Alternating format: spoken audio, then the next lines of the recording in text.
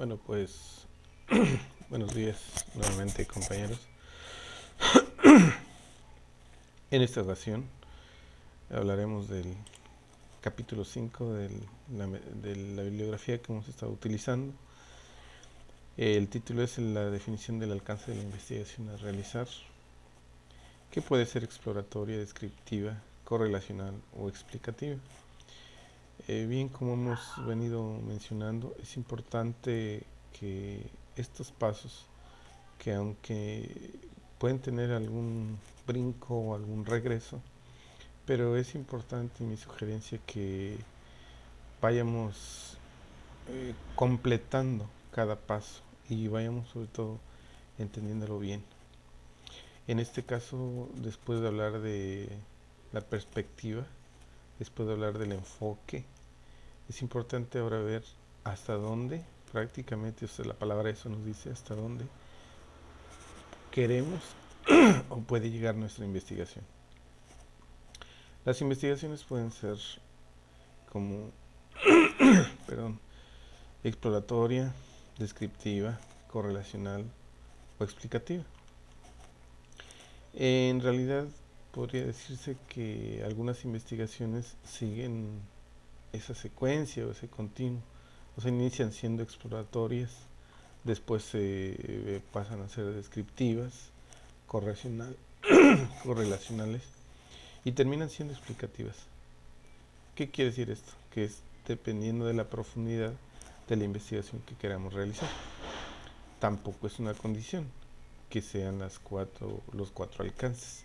Puede ser uno solo, dependiendo de hasta dónde queremos llegar en la investigación. ¿Sí? Ok, entonces, de entrada, ustedes tendrían que decidir qué tipo de estudio vamos a hacer, hasta dónde el alcance de esta investigación llegaría, porque pues esta sería una base para este continuar con los trabajos. Eh,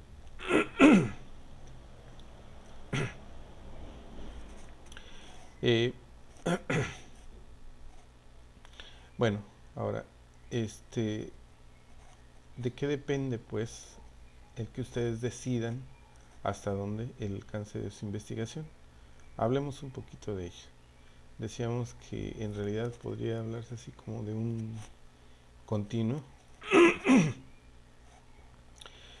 Y bueno, hablaremos. Los estudios exploratorios en realidad digamos que marcan tendencias. No hablamos de la moda, sino tendencias en cuanto a temas, a asuntos que de pronto van surgiendo dentro de la sociedad, dentro de un contexto, dentro de un estatus, dentro de un grupo social.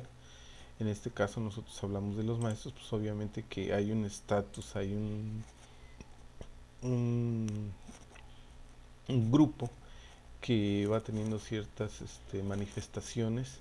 No hablo de la moda, insisto, sino de los pensamientos, de las acciones, de lo que en su actuar docente se observa más, más claro. Es decir, actúa en una forma, desarrolla sus actividades en una forma, habla en una forma, planea en X forma, es decir, a eso me refiero, marca una tendencia. Es decir, entonces, ¿qué está haciendo ahorita? La pregunta sería, bueno, si tenemos algunos intentos de que aquí en Oaxaca se trabaje con todo lo relacionado con la alianza, todo lo relacionado con la reforma integral para la educación básica, y vemos que no, pues a lo mejor esto sí es ser algo nuevo, porque anteriormente sí se trabajaba con el programa 93, con el 2004.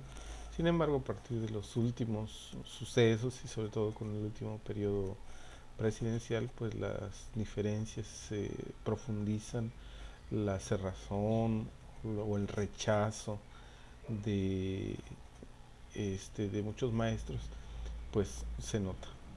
Esto sería entonces si quisiéramos investigar, por ejemplo, qué es lo que saben, qué es lo que conocen de esta parte que, pues por norma, sería una obligación del docente, podría ser importante revisar la tendencia. y entonces hacer un estudio exploratorio. Ujú. Ustedes tienen varios ejemplos que les recomiendo que los revisen. Otra cuestión que habla de los estudios exploratorios son el hecho de que abordan temas poco estudiados. Y yo particularmente creo que ahí está la tendencia, ahí está la situación, es lo que se observa, son mis creencias desde luego, tal vez coincidamos, pero no creo que sea un tema que ya se haya estudiado. O sea, ¿qué pasa con el docente en su creencia, en su rechazo y por qué rechaza? Bien, ok. El otro punto sería, o el otro alcance podría ser un estudio descriptivo. En este caso, los estudios descriptivos, básicamente la palabra, yo diría que ahí está la clave, busca caracterizar, busca especificar las propiedades, los perfiles, a los grupos, a las comunidades, a los procesos, a los sujetos, en algún fenómeno, observados en algún fenómeno. Es decir, por ejemplo, si hablamos de los maestros de la región de Tuxtepec, tendríamos que decir, bueno, qué tipo de maestros son, qué formación tienen, qué edades tienen, en qué contexto se desenvuelven, urbano, rural, semiurbano, en fin. Si la comunidad es urbana, si la comunidad es indígena, si es una escuela bilingüe, si no es una monolingüe, si la economía, en fin, todos los elementos y poder solo caracterizar. Es decir, la clave es vamos a describir de manera profunda, lo más acertadamente, las características y las especificidades de un fenómeno. Si hablamos o de una situación o de un grupo, en este caso si quisiéramos hablar de los maestros, pues entonces es muy importante que identificáramos todas las características que tienen los maestros en la región de Tuxtepec, por ejemplo. Eh, estos estudios descriptivos pues pretenden recoger de manera cierta, certera, la mayoría de conceptos o de variables que tienen que ver con un fenómeno, en este caso los docentes.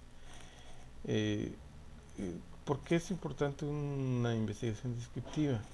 Repetimos nuevamente porque seguramente nos diría de manera profunda las características, las especificidades que tiene un grupo en cierto momento. Hablemos de los maestros. El otro punto es bueno, y aquí se me olvidaba, lo comentábamos, lo comentaré con ustedes, que el caso es la mejor muestra de un estudio de investigación descriptiva, pues son los censos. Los censos son la muestra de una investigación descriptiva. Si se deciden por ellos, pues es muy importante recordarlos. El siguiente punto es la investigación correlacional. Aquí la clave es asociar variables que cambian de acuerdo con ellas mismas. Es decir, por ejemplo, vamos a suponer que el trabajo profesional del docente influye en el resultado o en el logro o en el éxito de sus alumnos. Son dos variables, la formación profesional y el resultado o éxito de los alumnos. Son dos. Entonces, cuando asociamos estas dos variables o estos dos conceptos, encontramos que se influyen de manera directa.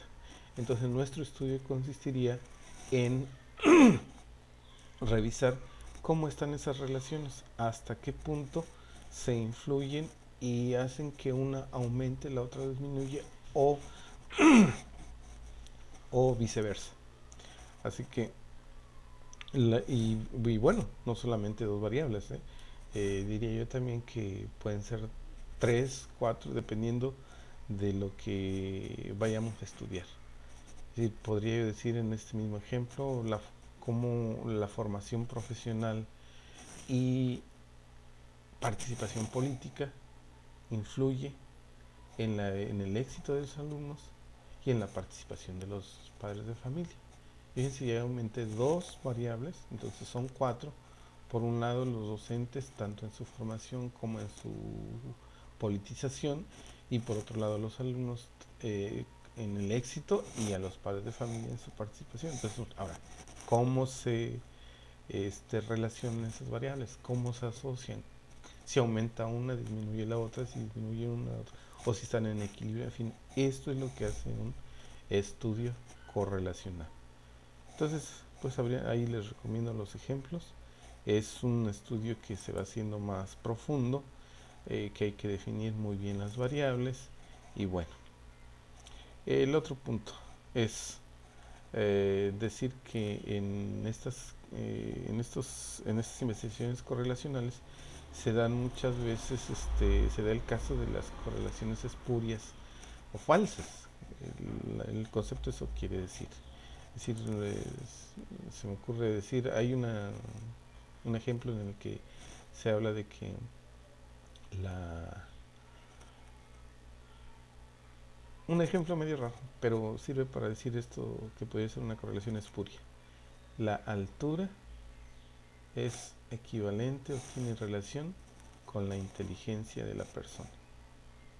Y bueno, pues son dos variables, sí, pero sin duda, y por todos los estudios que conocemos ya, pues simplemente es algo que no tenía sentido.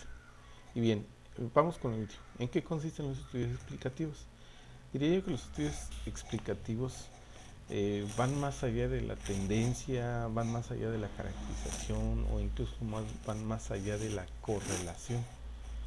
Es buscar, es encontrar todas las causas por las que un evento, un fenómeno, un grupo está teniendo ciertas manifestaciones, ciertas tendencias, ciertas orientaciones.